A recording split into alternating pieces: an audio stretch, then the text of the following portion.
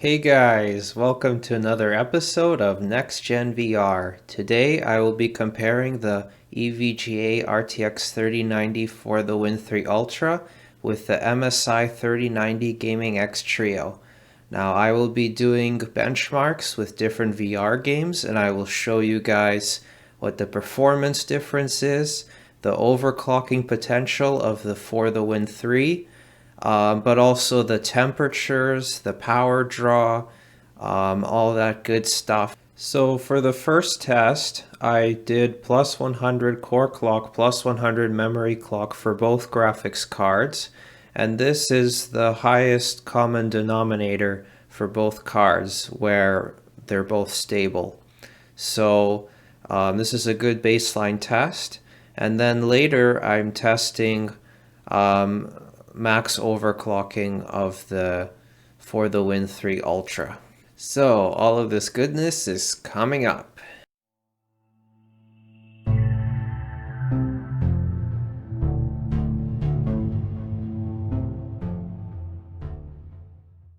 So in the first test, I'm using the MSI card with plus 100 core and plus 100 memory. And this is running at 4.8 gigahertz CPU clock with the latest Windows H2 version. And so you can see it's running at about 1980 to 2000 megahertz occasionally, and about 60 degrees Celsius, and drawing power of about 350 watts. And there's some dips during shooting in some places.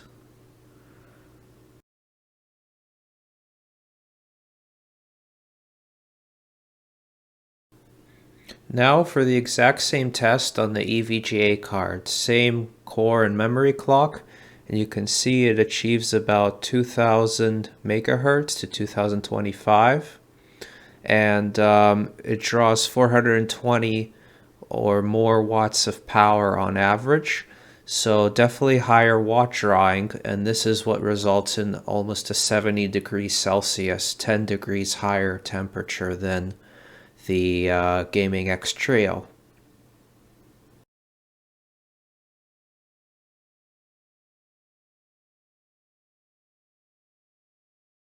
Now let's run MSI Combustor and see what the maximum overclocking potential is. So with a plus 150 and plus 800 memory clock, you can see I achieve about 140 FPS. Now you can see that I get 135 to 136 FPS with the MSI card, and at 100 overclocking and 800 memory. And when I do overclocking to 150 core clock, that's when it crashes. And for the Ultra card, it crashes at 200 core clock. You can also hear that it runs much quieter than the Ultra card. You can see even with 150 core clock, which will crash it, it runs same frame rate. So it's about 3 to 4 FPS better with the EVGA card, and you can see that running at this amount, there's not too much difference in Pavlov at least, and we're drawing about the same amount of wattage. Memory clock is a bit higher because of the core plus 150, but honestly, it doesn't make much difference in actual gameplay having that extra 50 megahertz core clock. Now, you can technically run it at 200 core clock because it's a less demanding game and it probably won't crash. But for a demanding game like Call of Duty, it definitely would crash at plus 200 core clock.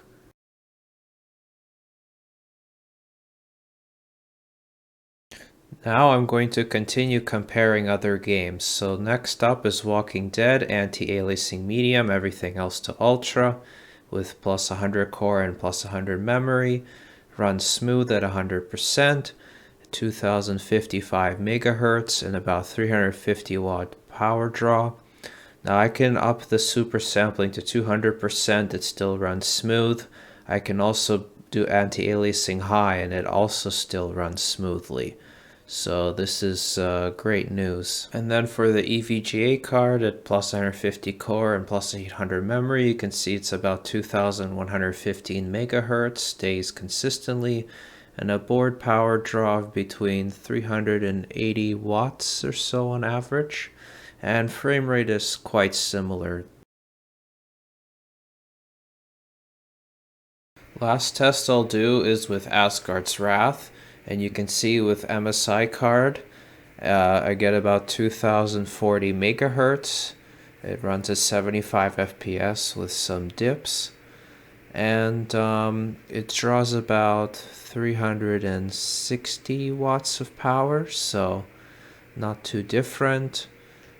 Fan usage is 88%, but it still runs pretty quiet in comparison to the For the Win 3 Ultra.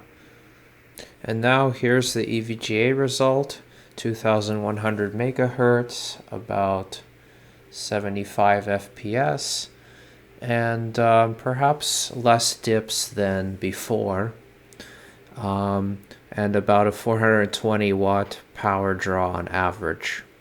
So with the For the Win 3 Ultra, there's definitely more overclocking headroom, and you can overclock this to 200 core clock and it probably wouldn't crash, but we'll see. You can see there is a higher temperature though of 68 to almost 70 degrees compared to the X Trio card.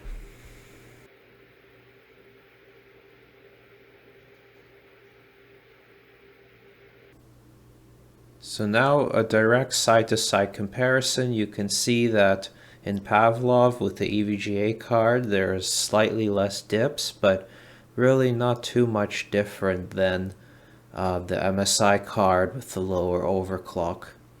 And you can see that temperature is about 6 degrees higher or so on the EVGA card, and that is with a less GPU usage. When it's maxed out GPU, the temperature definitely would be a higher difference.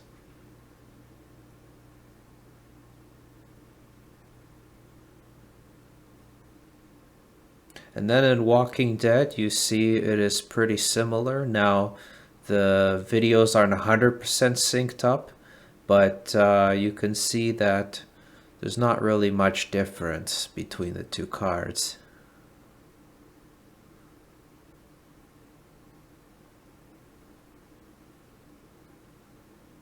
And then we have Asgard's Wrath. Again, maybe slightly better on the EVGA card, but really not much discernible difference. And they both use about 11 gigabytes of memory, and yeah.